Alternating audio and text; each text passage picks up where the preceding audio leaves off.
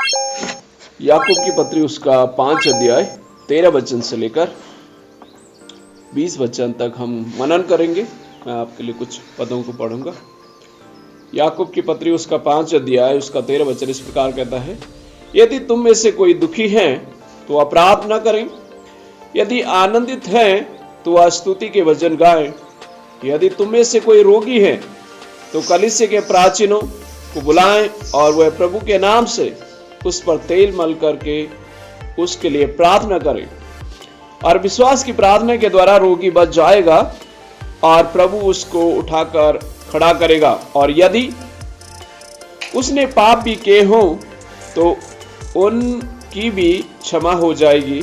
इसलिए तुम आपस में एक दूसरे के सामने अपने अपने पापों को मान लो और एक दूसरे के लिए प्रार्थना करो, जिससे वे चंगे हो जाएंगे। धर्मी जन की प्रार्थना के प्रभाव से बहुत कुछ हो सकता है। एलिया भी तो हमारे समान दुख सुख भोगी मनुष्य था और उसने गिड़गिड़ा कर प्रार्थना की कि मेघ न बरसे, और 3.5 वर्ष तक भूमि में मेघ नहीं बरसा। फिर उसने प्रार्थना की तो आकाश से वर्षा हुई और भूमि फलवंत हुई। परमेश्वर अपने पवित्र वचन के द्वारा हम सबों से बोली बातचीत करें। पिता पुत्र पवित्र आत्मा के नाम से हम प्रार्थना मांगते हैं, आमीन। याकूब की पत्री का लेखक जो है प्रेरित याकूब स्वयं है, और याकूब इस पत्री को लिखता है। और यहाँ पर ये जो बातें हैं वो यहूदियों के लिए एड्रेस करता है, और अन्य जो गैर यहूदी हैं जो मसीह को ग्रहण करते हैं उनके लिए भी यह संदेश दिया गया है। और याकूब की पत्री में जो व्यवहारिक निर्देश जो हैं बहुत ही अच्छी तरीके से याकूब के द्वारा लिखा गया है। और इवन ये यहूदियों के लिए भी था, और संसार में जो तीतर बीतर हो गए थे परमेश्वर के लोग, उनके लिए भी ये लिखा था कि किस प्रकार से आचार और हमारा व्यवहार चाल चलन व्यवहारिक ज्ञान और मार्गदर्शन कैसे होने चाहिए, उन सब चीज़ों के लिए, और विश्वास में मजबूती के लिए, पाप की क्षमा के लिए, और व्यवहारिक जीवन के लिए, बुद्धि समझ और ज्ञान के लिए, बहुत सारी चीज़ें जो है याकूब इस पत्री में एड्रेस करता है और लोगों को है विश्वास में और बुद्धिमानी में आगे बढ़ने के लिए प्रेरित करता है। 5 अध्याय में विभिन्न निर्देश जो हैं प्रेरित याकूब कलीसिया को देता है। धनवानों को चेतावनी के विषय में, दुखी जो लोग हैं उनको धीरजवंत रहने के लिए संदेश देता है। लेकिन अपने लास्ट कंक्लूजन जो है वो इस प्रकार से प्रार्थना के द्वारा समाप्त करता है। इसका मतलब क्या है? प्रेरित याकूब एक चीज को भली भांति समझ गया है कि हर एक जो हमारे जीवन के भाग हैं, भले उसमें कष्ट आता है, मुश्किलें आती हैं, परेशानी आती हैं, इन सब चीजों का अंत जो है, और इन सब चीजों के लिए जो एक रहस्य है, और इन चीजों के लिए, इन मुश्किलों के लिए, इन बीमारियों के लिए, इन तकलीफों में जो रास्ता निकालने की एक औषधि है वो है प्रार्थना। और वही इस बात से लेकर के वो कंक्लूड करता है। अक्सर क्या होता है जब हम किसी चीज को एड्रेस करते हैं, या किसी को हम संदेश लिखते हैं, या मेल लिखते हैं, या व्हाट्सएप मैसेज भेजते हैं, तो हमारा जो मेन जो संदेश है उस चीज को हम बार बार इम्फसाइज करते हैं। और यहाँ पर भी याकूब जो है उसी बात को, प्रार्थना को जो ज्यादा महत्व दे करके समाप्त करके फिर से अपने सुनने वालों को, अपने श्रोताओं को उत्साहित करता है कि यदि तुम में कोई दुखी है तो वह प्रार्थना करें, यदि आनंदित हैं तो वह स्तुति के वचन गाए। और अगर हम यहूदियों के इतिहास को पढ़ें तो एक चीज हमें मिलती है, उस समय में अगर कोई बीमार होता था तो उनको डॉक्टरों के पास ना ले जा करके जो धार्मिक गुरु होते रबी, उनके पास लाते थे। ये उनकी एक संस्कृति या उनका एक कल्चर था। जो धार्मिक गुरु हैं रोगियों को रबी के पास लाते थे, धार्मिक गुरु के पास लाते थे, फिर उनके लिए वो प्रार्थना करते थे, और प्रार्थना के बाद वो चंगे भी हो जाते थे। 4 वचन कहते हैं, यदि तुम में से कोई रोगी है तो कलीसिया के प्राचीनों को बुलाएं और वह प्रभु के नाम से उस पर तेल मलकर उसके लिए प्रार्थना करें।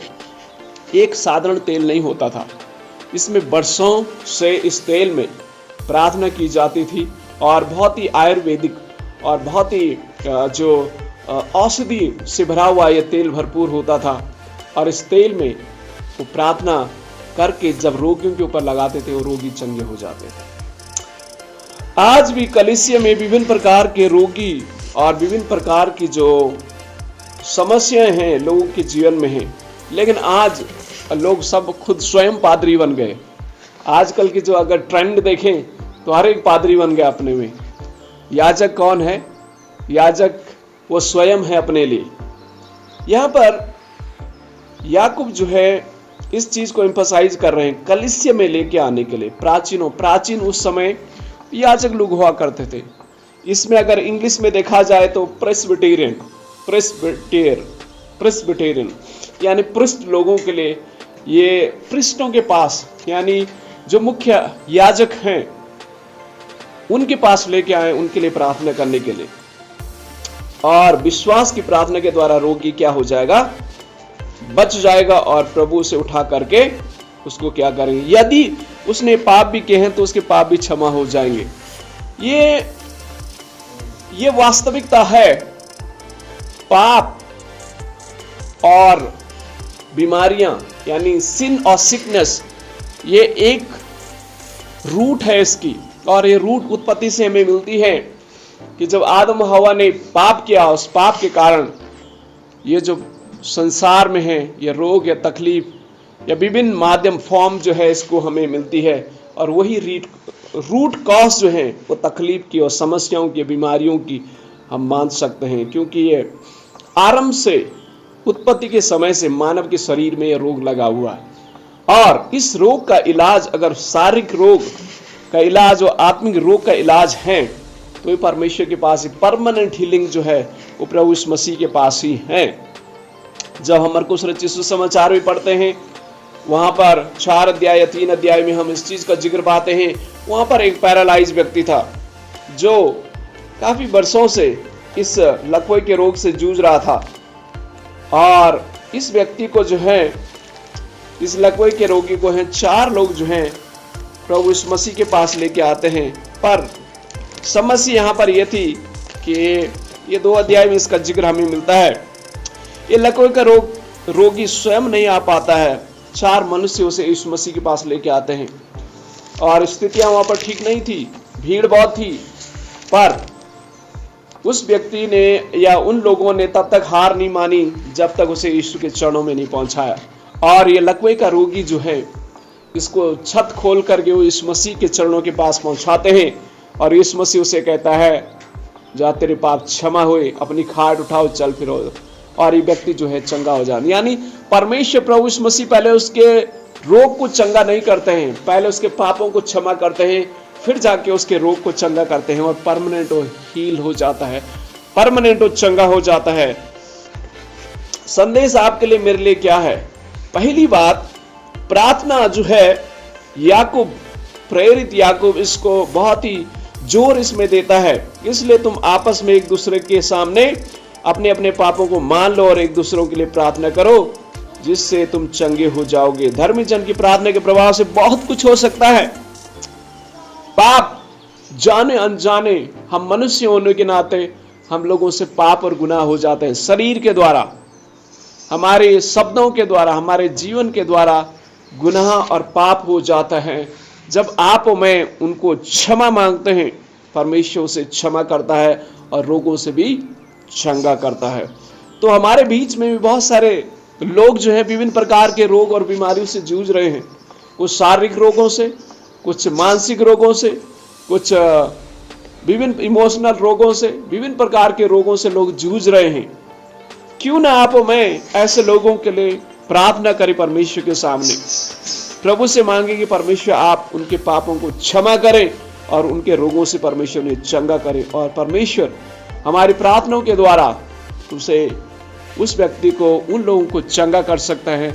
जैसे वो लकवे के रोगी स्वयं तो यीशु मसीह के पास नहीं आए, उन 4 लोगों ने उसे यीशु के पास पहुंचाया, और जो यीशु के पास पहुंचाया, प्रभु यीशु मसीह ने उसके पाप भी क्षमा किए और उसका रोग भी चंगा किया। तो आज इस प्रकार से लोग हमारे चारों ओर पाए जाते हैं, विभिन्न प्रकार की बीमारियों से जूझ रहे हैं, विभिन्न प्रकार की समस्याओं से हैं। आप और मेरी जिम्मेवारी है कि उनको इस मसीह के पास उनके निवेदनों को, उनकी प्रार्थना को लेके आए। और परमेश्वर विश्वास योग्य हैं, परमेश्वर धर्मी हैं और उनकी प्रार्थनाओं को परमेश्वर सुनेगा, हमारी प्रार्थनाओं को सुनेगा और परमेश्वर ने चंगा करेगा। क्योंकि एलिया नबी का यहाँ पर जिक्र दिया गया है कि वो भी हमारे समान एक दुख और सुख भोगी इंसान था, और जब उसने गिड़गिड़ा करके प्रार्थना की 3.5 वर्ष तक भूमि में जो है वो बरसात नहीं हुई, लेकिन जब उसने प्रार्थना की फिर से बरसात होने लग गई। परमेश्वर अपने लोगों की प्रार्थना सुनता है। भले लोग जो है बरसों से परेशान हैं, सदियों से उस रोगों से, उन परेशानियों से जूझ रहे हैं, परमेश्वर हमारी प्रार्थना को सुन सकता है और हमारी प्रार्थना का जवाब दे सकता है।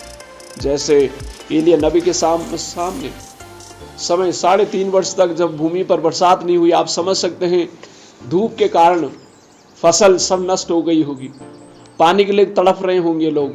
3.5 वर्ष तक कैसे लोगों ने बिताया होगा, वो कष्टों का, वो रोगों का, वो मुश्किलों का, वो संकट का एक समय था। लेकिन परमेश्वर के दास ने जब प्रार्थना की फिर से भूमि जो है फलवंत हो गई, यानी लोगों के जीवन में फिर से खुशहाली लौट गई, लोगों के परिवारों में फिर से खुशहाली लौट गई। अगर लोग बरसों से बीमारियों में, रोगों में, परेशानियों में, समस्याओं में जूझ रहे हैं, अगर हम प्रार्थना करेंगे परमेश्वर हमारी प्रार्थना को सुनेगा और लोगों की समस्या का परमेश्वर समाधान प्रार्थना के द्वारा हमारे लिए करेगा।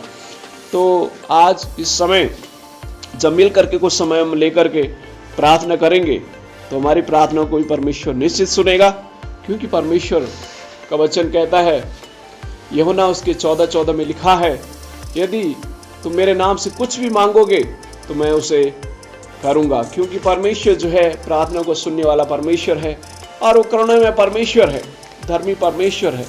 और जब हम मिल करके प्रार्थना करते हैं उस प्रार्थना के प्रभाव से परमेश्वर अद्भुत चमत्कार भी करता है। क्योंकि यहाँ पर प्रेरित याकूब इस प्रकार से लिखता है, यदि तुम में से कोई रोगी है तो कलीसिया के प्राचीनों को बुलाएं और वह प्रभु के नाम से उस पर तेल मल करके उसके लिए प्रार्थना करेंगे।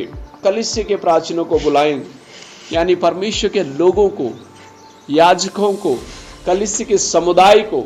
जब मिल करके कलीसिया की समुदाय प्रार्थना करती है परमेश्वर प्रार्थना को सुनता है।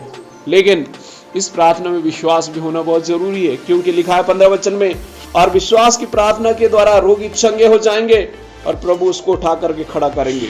आमीन। और लिखा है, यदि उसने पाप भी किए हैं तो उनके पाप भी क्षमा हो जाएंगे। कलीसिया के विश्वास से, परमेश्वर के लोगों के विश्वास से, भले उन्होंने पाप भी किया होगा वो भी क्षमा हो जाएंगे और उनके रोगों से परमेश्वर ने चंगा करेगा। जरूरी नहीं शारीरिक रोग से लोग जूझ रहे होंगे, मानसिक रोगों से, इमोशनल रोगों से, विभिन्न प्रकार के फॉर्म आज इस रोग की हो सकती है। वो सारी समस्याओं को, सारी परेशानियों को, सारे कष्टों को, सारे रोगों को परमेश्वर जो है समाप्त करेगा और लोगों के जीवन में खुशहाली और आनंद को लेके आएगा। अगर हम मिल करके प्रार्थना लोगों के लिए करेंगे तो क्यों ना हम समय लेकर के प्रार्थना करें और परमेश्वर हमारी प्रार्थना को सुनेगा और विभिन्न प्रकार के जो समस्याओं में लोग हैं उनकी समस्या का परमेश्वर समाधान करेगा। विश्वास करें और एक मन के साथ प्रार्थना करें, प्रभु हमारी प्रार्थना को भी सुनेगा। जैसे एलिया नबी की प्रार्थना परमेश्वर ने सुनी और भूमि जो काल से पीड़ित थी, सूखे के कारण सब कुछ सूख गया था, सब लोग तरस रहे थे, तड़प रहे थे जल के लिए, फसल के लिए, खाने के लिए, पीने के लिए, उनके जीवन में फिर से खुशहाली आ गई। तो अगर लोग परेशानी में हैं, उनकी परेशानी हमारी विश्वास की प्रार्थना के द्वारा परमेश्वर खुशहाली में, जो उदास हैं उनकी उदासी परमेश्वर आनंद में बदल देगा। परमेश्वर इस वचन के द्वारा हमें आशीष दे और मदद करें कि हम भी एलिया नबी के समान प्रार्थना करने वाले लोग बने और विश्वास की प्रार्थना के द्वारा परमेश्वर हमारी प्रार्थना को सुनेगा।